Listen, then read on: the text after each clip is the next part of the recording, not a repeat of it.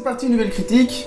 Et on va commencer de suite par le pape François. Oui, le pape François, le seul. Parce qu'en fait, j'ai appris ça il y a 1 ou 2 mois, qu'il sortait un album.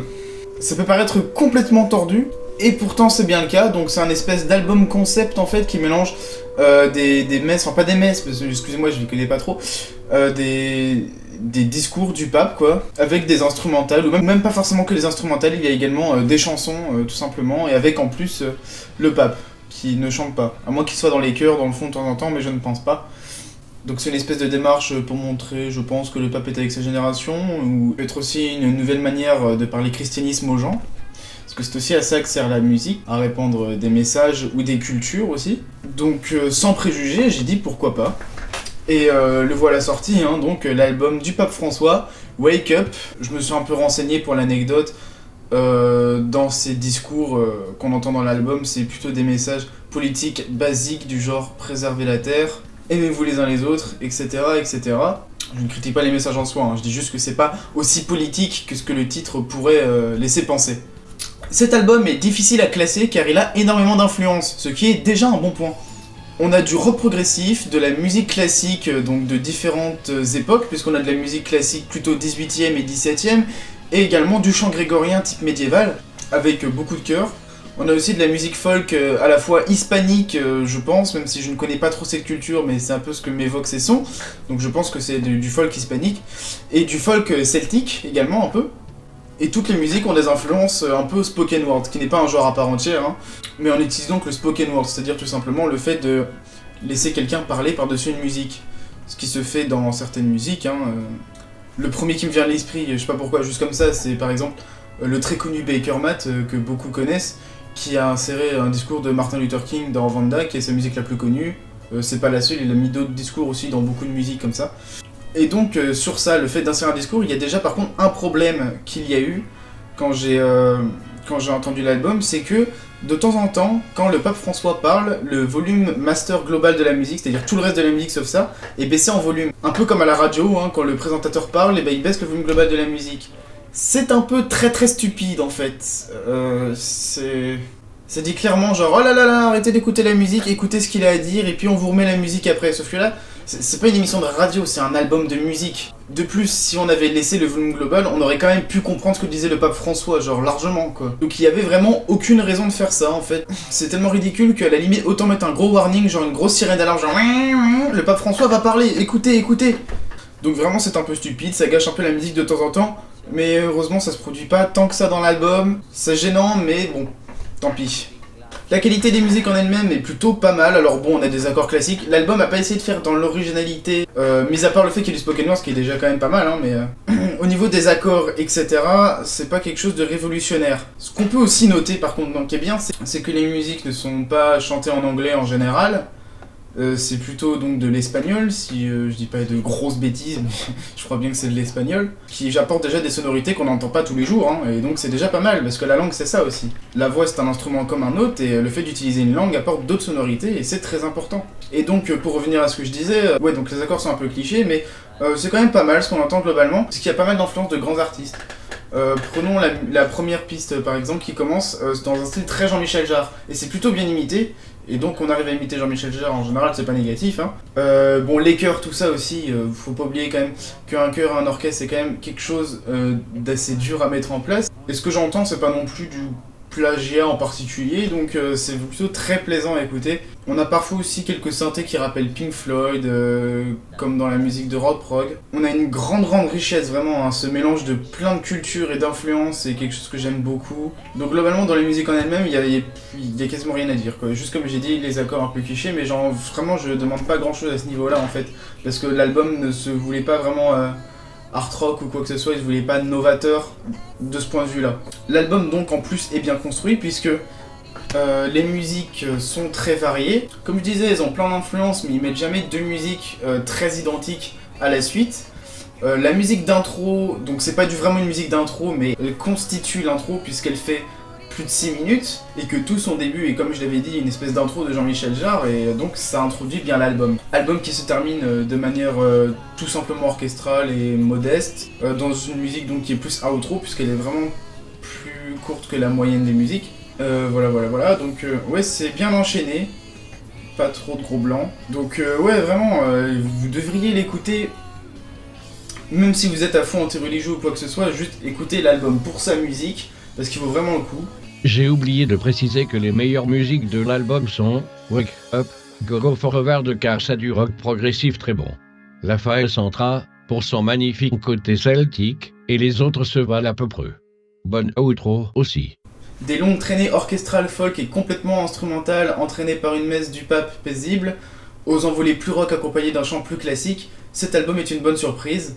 Je m'attendais pas du tout à ça en fait, je m'attendais à quelque chose de plus générique, quelque chose de plus banal et simplement prosélyte de messe du pape quoi. Et non, au final, c'est un album plus que correct, c'est même vraiment bon. Ouais. Et maintenant, on passe à un autre artiste, et là ça va être sérieux, on passe à Arca. Comment qualifier cet artiste? Je pense que le meilleur mot pour le faire, ce serait abstrait. Arca, donc c'est dur de lui donner un genre précis, mais c'est de l'IDM, un peu noise, tout en gardant de la mélodie. Le premier album Xen exposait bien son style, mais manquait beaucoup de perfection, et on restait un peu sur sa fin en plus. Et là il est de retour avec Mutant, donc est-ce qu'il sera meilleur ou juste pareil? Et bien dans cet album on va varier constamment entre la violence pure et la beauté abstraite, comme peut le faire Aphex Twin par exemple. Donc pour transmettre ceci, on passe donc par plusieurs genres, hein, du hardcore noise à l'ambient, un peu de drum and bass, mais c'est pas vraiment du drum and bass. Le tout dans un style donc constamment IDM comme j'avais dit, et donc d'une très grande complexité. L'image que nous transmet ces sons, c'est des espèces d'images floues et encore une fois abstraites, avec une sorte de belle violence constamment. C'est complètement chaotique, mais c'est magnifique à écouter. C'est vraiment intransmissible comme émotion, donc je vous conseille vraiment d'écouter ça par vous-même quoi. En plus, la construction de l'album est top. On a 20 pistes de tout type de durée, avec beaucoup de musique de transition. Une putain d'intro géniale, c'est rare que j'ai écouté une intro qui introduisait aussi bien l'album, qui va s'enchaîner avec Mutant qui va durer 7 minutes, et puis après, plus tard dans l'album, on a des musiques de 3, 2 minutes, des musiques de moins d'une minute puisque c'est celle de transition, et toutes ces musiques en plus sont différentes, on n'est pas constamment dans le même style, on a des musiques beaucoup plus calmes, beaucoup plus violentes, et on a des musiques qui sont la fusion parfaite des deux, avec à chaque fois des influences diverses et de l'utilisation de divers instruments, du piano au synthé avec différents types de batteries plus ou moins hardcore et distordues, et en plus les passages entre les pistes sont parfaites. L'album est excellemment bien masterisé. Si on devait donner un tout petit point négatif à cette construction globale de l'album, c'est que l'outro finalement est quasiment la même que plusieurs autres musiques de l'album qui sont dans un style calme, sans utilisation de la batterie, avec une durée de 3 minutes. En gros, il y aurait pu avoir genre 2-3 musiques dans l'album qui auraient pu avoir le même poste que l'outro. Mais ça n'empêche pas qu'elle remplit quand même bien son rôle, c'est-à-dire de terminer l'album calmement, c'est ce qu'a voulu faire l'artiste ici. Si on avait voulu faire original à fond, ça aurait été bien d'avoir genre un espèce d'uplifter final, un espèce de climax peut-être à l'album, et puis après terminer comme ça d'un coup. Ça aurait été plus en accord avec la personnalité globale de l'album, je pense. Mais je sais pas, il faut peut-être du recul pour juger ça. En tout cas, je le redis, la construction globale de l'album est vraiment géniale. Pour l'instant dans l'album, vraiment, mais tout est bien quoi, c'est incroyable. Mutant de Arca est le prochain album que vous devez écouter. Mais si par malheur, mais vraiment il n'y a pas d'excuse, mais si par malheur vous ne pouvez pas écouter tout l'album, alors il y a peut-être quand même des musiques qui se tiennent un peu au-dessus du lot. Elles sont quand même mises hors contexte. Hein. Alors il y a Frontload qui fait vraiment penser à Aphex Twin et avec quand même le style d'Arca, donc c'est pas non plus un plagiat ou quoi que ce soit, hein, qui est vraiment génial, j'adore. Il y a l'intro Alive qui est superbe comme j'ai déjà dit. Il y a la musique Mutant qui représente le mieux l'artiste, puisqu'on a vraiment ce chaos génial. Snakes aussi est superbe et un peu dans la même lignée mais avec quand même pas mal de nuances. N, oui c'est le nom de la musique, E-N, a des influences de speedcore et moi qui aime ça, ça ne me déplaît pas puisqu'en plus c'est du speedcore plutôt calme. Le kick n'est pas du tout distordu, c'est un espèce de kick en fond reverb. Bref, cet album est une tuerie. C'est juste magnifique, puissant, complexe, original, maîtrisé. C'est juste vraiment... Allez l'écouter en tant qu'expérience personnelle. Bravo Arca. Et on va terminer cette review par Dark Tech. Est-ce que vous connaissez le Frenchcore ? Alors c'est un dérivé du hardcore caractérisé par un BPM parfois encore plus rapide, mais surtout par une basse inversée qui donne ce feeling au genre. C'est-à-dire que normalement dans le hardcore ça fait toujours genre... Et là avec le Frenchcore ça va faire... Bon, c'est pas très clair quand je le fais, hein, forcément. Mais en gros, vous pouvez taper Dark Tech dans YouTube et vous trouverez bien à quoi ça ressemble, le Frenchcore. Puisque d'ailleurs, hein, il fait des sons depuis des années maintenant, qui sont de très bonne qualité, et en plus dans un style humoristique. Juste en tant qu'anecdote, hein, l'humour de Dark Tech, c'est pipi caca prout. Mais c'est du pipi caca prout très rapide, avec toute la musique qui est déjà quand même un peu violente et un rythme effréné de base, donc ça en devient très très drôle. Et si vous comprenez pas pourquoi, et ben encore une fois, écoutez. D'ailleurs, puisqu'on est sur l'humour très fin, sachez que son premier album était plutôt très bien et s'appelait Suce ma bite. Et si vous voulez un très bon jeu de mots en prime, c'était Beat, B-E-A-T, donc haha. Et c'était vraiment un bon album qui exposait bien le style de Dark Tech. Ouais, j'ai beaucoup aimé cet album.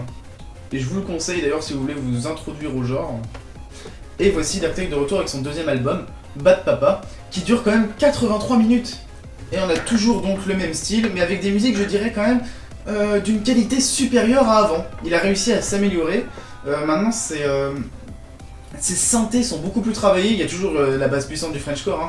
Là, ça va pas changer, c'est toujours aussi puissant, pareil.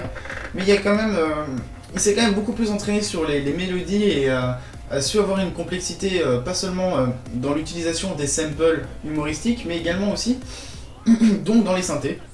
En plus, il a pas peur de faire des musiques plus longues qu'avant, puisque bon, avant on tournait autour de 3-4 minutes, et là on est plus sur du 5-6 minutes, donc la moyenne est plus longue, et pourtant ça ne paraît pas... Donc il a fait un pari qu'il a réussi. Alors sur la construction de l'album, par contre, il n'est pas mixé comme le premier, car oui, il faut savoir que le premier n'avait aucun blanc dedans, ça commençait, c'est terminé à la fin, et on avait des transitions superbes et absolument parfaites, hein, puisque c'était vraiment un mix clean. Ce qui n'est pas le cas ici, hein, il a décidé de mettre des blancs entre les musiques, alors bon, c'est un choix que je pense qui est un peu moins bon que celui de mixer, même s'il y a des BPM plus variés, ce qui pourrait peut-être justifier ce fait-là. C'est-à-dire que bon, dans le premier album, c'était quasiment tout le temps du 220 BPM, si je me trompe pas, sauf exception. Là, c'est beaucoup du même BPM aussi, mais on a un peu de hardstyle, j'en parlerai plus tard, mais on a un peu de dubstep aussi, donc là on passe carrément à 140 BPM. Donc du coup, c'est sûrement pour cela. Mais n'empêche que quand même ça manque un peu par rapport au premier album, ouais.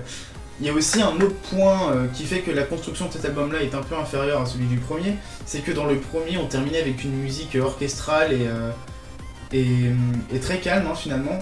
Tout l'album on a je crois 15 musiques bien violentes, et là on termine avec une musique très calme. Alors dans Bad Papa, du coup, c'est pas le cas. En fait, le choix de Dark Tech a été de terminer l'album avec la musique qu'il considère comme étant la meilleure. Alors c'est vrai que c'est la musique qui représente, dans cet album en tout cas, le mieux le style de Dark Tech. C'est-à-dire c'est du Frenchcore pur et tout, très bien maîtrisé, très bien fait, tout ce qu'on veut. Donc d'ailleurs c'est une musique que je vous conseille d'écouter si vous découvrez l'artiste maintenant. Et donc du coup c'est un choix qui se respecte parce que ça se fait beaucoup de terminer par la musique qu'on considère comme étant la meilleure. Donc ça passe encore, mais... c'est quand même un peu inférieur au premier album sur ce choix-là. Mais bon, c'est aussi parce qu'il n'y avait aucune musique calme dans l'album, sinon ça aurait été carrément chiant de pas terminer par elle. Enfin bref. Mais bon, il se rattrape un peu parce que l'album, il y a quand même en quelque sorte deux parties. Une première partie qui est vraiment du Dark Tech pur, puis une autre partie où il y a beaucoup plus d'expérimentation. On a beaucoup d'influences complextro et dubstep, c'est-à-dire on a des wobble bass, etc. Un peu de drum and bass, donc pas mal de choses que Dark Tech a expérimenté, qui montrent qu'il sait quand même qu'il a su s'améliorer. Et puis après on retermine avec une musique très classique pour du Dark Tech, c'est-à-dire Les Cassos, c'est comme ça qu'elle s'appelle, donc voilà. Qui est la dernière musique dont je parlais. Et donc justement, si vous voulez écouter les meilleures musiques, eh bien je vous conseille donc Les Cassos. Il y a aussi Black Summer qui est une musique de Frenchcore dans une tonalité très épique, ce qui est un peu nouveau pour Dark Tech et c'est très bien. Il y a Carnage Master qui a donc ses fameuses influences complextro et dubstep que j'adore. Et si vous voulez du dubstep pur, ce qui est la seule musique de l'album comme ça, enfin c'est pas du dubstep à l'ancienne non plus, hein. C'est quand même un peu dans le style de Dark Tech, mais la seule vraie musique de dubstep de cet album est très bien. Elle est vraiment bien faite et ça montre que Dark Tech sait faire quand même plusieurs choses. Elle s'appelle Panic, connaît un très bon album violent, varié et puissant. Et en bonus, c'est un album drôle à écouter. Donc c'est quand même pas mal comme pari parce qu'il a montré que humour pipi caca prout n'était pas incompatible avec bonne qualité de musique. Et bien voilà, c'est la fin de cette review et c'est incroyable. Ça doit sûrement être la première review comme ça où tous les albums sont bons et en plus c'est tous des bonnes surprises. À chaque fois je m'attendais à quand même moins bien que ça et non, pour le coup c'est vraiment génial. Alors mention spéciale à Arca qui est vraiment un album que j'ai trouvé magnifique quoi.